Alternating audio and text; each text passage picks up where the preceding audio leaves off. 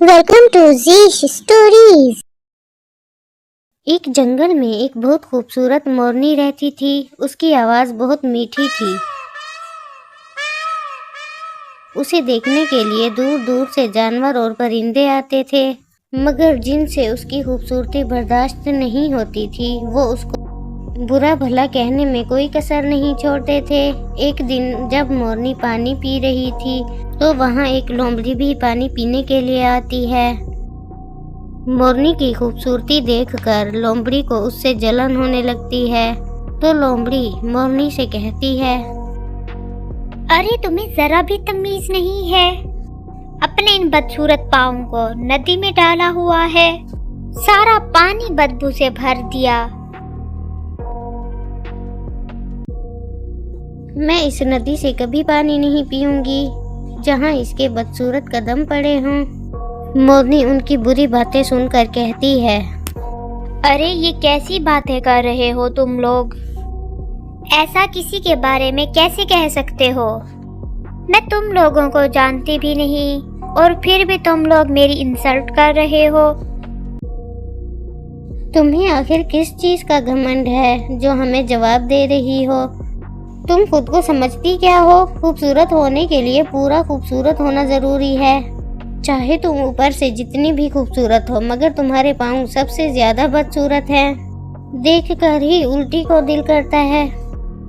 मोरनी उनकी बातें सुनकर बहुत उदास होती है और वहां से चली जाती है। अब अक्सर उसके साथ ऐसा होने लगा। अरे देखो तो उधर, वहाँ एक मोरनी है और कितनी खूबसूरत है। हाँ, मगर उसके पाँव तो देखो कितने बदसूरत है।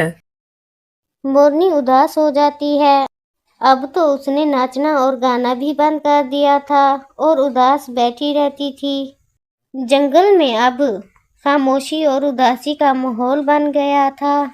जब मोरनी खुश होती थी तो उसके गाने और नाचने से जंगल में हर जगह खूबसूरती बिखर जाती। सब जानवर और परिंदे खुश होते और नाचने गाने लगते, मगर जब से मोरनी ने गाना बंद किया, जंगल के सब जानवर परेशान हो गए। वो सब मिलकर मोरनी के पास आए और उससे ना गाने और नाचने की वजह पूछी।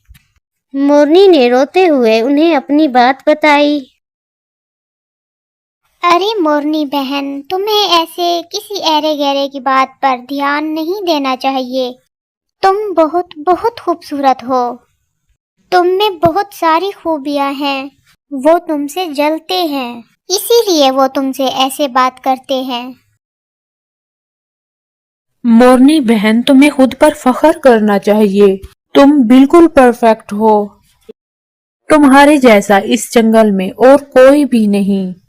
मोरनी बहन, ये लोग जो तुम्हें बुरा भला कहते हैं, वो तो बस तुम में कमी ही तलाश करके तुम्हारा दिल तोड़ते हैं। उन्हें तो पूरा जिस्म छोड़कर बस सिर्फ तुम्हारा जख्म ही नजर आता है।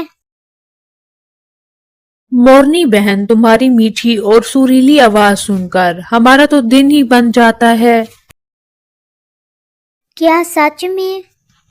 अगर तुम सब मुझे ये बात ना कहते तो शायद अब मैं फिर कभी गाना ना गा पाती। तुम सब ने मुझे बहुत हिम्मत दी है और यकीन दिलाया है कि मैं कितनी अहमियत रखती हूँ। आप सबके लिए अब मैं जरूर गाऊंगी और अपने पंख फैलाकर नाचूंगी और एक बार फिर इस जंगल में खुशी आएगी।